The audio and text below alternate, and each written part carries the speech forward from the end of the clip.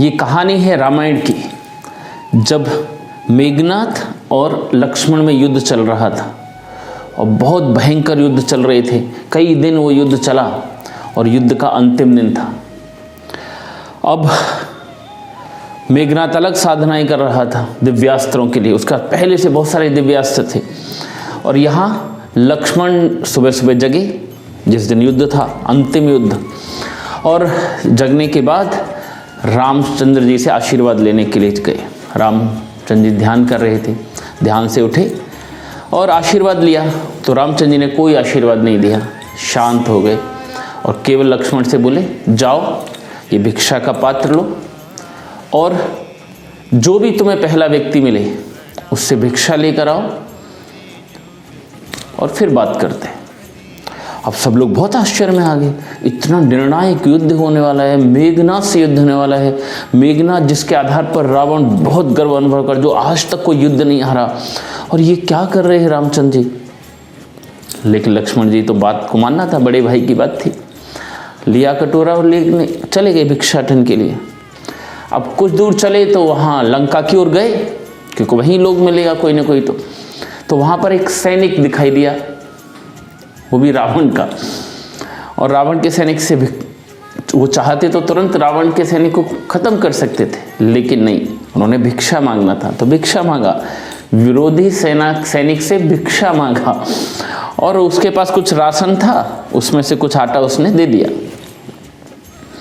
अब वो लेकर वापस आ गए और बोले मैं भिक्षा लेकर आ गया। बोले ठीक है, इसी का रोटी बनाओ और खाओ। रोटी बनाई, खाई। युद्ध का समय हो गया, युद्ध के लिए चल दिए। और जब वो भिक्षा लेकर आए, फिर आशीर्वाद दिया राम ने, विजयी भव।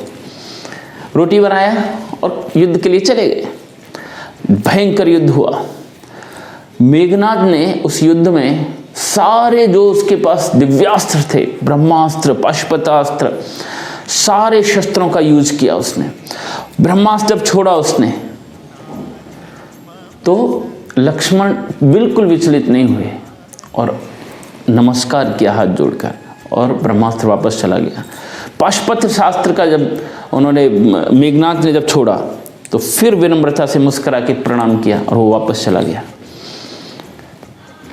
उसके बाद मेघनाथ बहुत आश्चर्य, तो जो अस्त्र कभी खाली नहीं जाता वो कैसे वापस जा रहा है। अब लक्ष्मण ने क्या किया, एक सामान्य सा बाण निकाला, राम का स्मरण किया और छोड़ दिया, और मेघनाथ का सिर धड़ से अलग हो गया और मेघनाथ का अंत हो गया। सभी लोग बहुत आश्चर्यचकित हो गए, अरे इतने दिव्यास्त्र प्रणाम करके निकल गए और सामान्य से बाण से मेघनाथ का कैसे अंत हो गया। शाम को वापस आए युद्ध के बाद, हनुमान जी से नहीं रहा गया। हनुमान जी ने पूछा कि आपने भिक्षाटन के लिए क्यों भेजा, पहले तो मुझे आप ये बताइए, आपने आशीर्वाद क्यों नहीं दिया। तो रामचंद्र जी बोले कि युद्ध में विनम्रता बहुत जरूरी है, धैर्य संयम बहुत जरूरी है, और लक्ष्मण थोड़ा उग्र है, उसमें उसका स्वभाव उग्र है, तो उसके अंदर विनम्रता आनी चाहिए। तो भिक्षाटन से आती है, तो मैंने उसे भिक्षाटन के लिए बोला। यदि विनम्रता उसके अंदर नहीं आती तो जब ब्रह्मास्त्र, जो दिव्यास्त्र मेघनाथ ने छोड़े, तो वो उनको कोई रोक नहीं सकता। लेकिन लक्ष्मण ने विनम्रता दिखाई और उनको प्रणाम किया, तो वापस चले गए। लेकिन जब लक्ष्मण ने सामान्य सा बाण मेरे नाम को लेकर जब उसने छोड़ा, तो मेघनाथ हंस रहा था और हंसी उड़ा रहा था, अट्टहास कर रहा था। यदि मेघनाथ भी मेरे बाण को सम्मान देता तो शायद वो बाण भी खाली चला जाता। तो विनम्रता बहुत जरूरी है।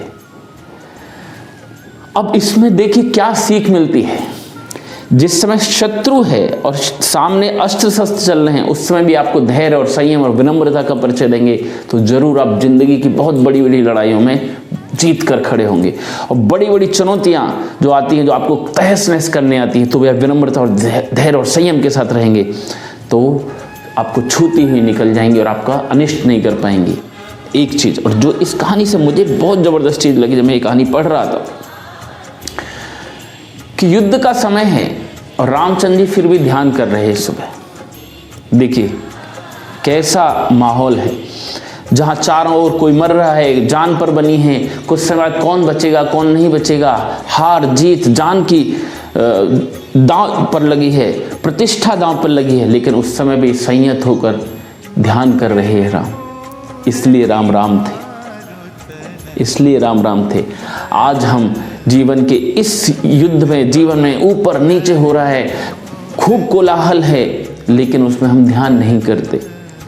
तो यदि हम ध्यान करेंगे तो स्थिर रहेंगे, स्थिर रहेंगे तो जीवन में हम, जीवन का जो संघर्ष है उस संघर्ष में मजबूती के साथ खड़े रहेंगे और जीत कर उभर कर विजेता की तरह बाहर आएंगे।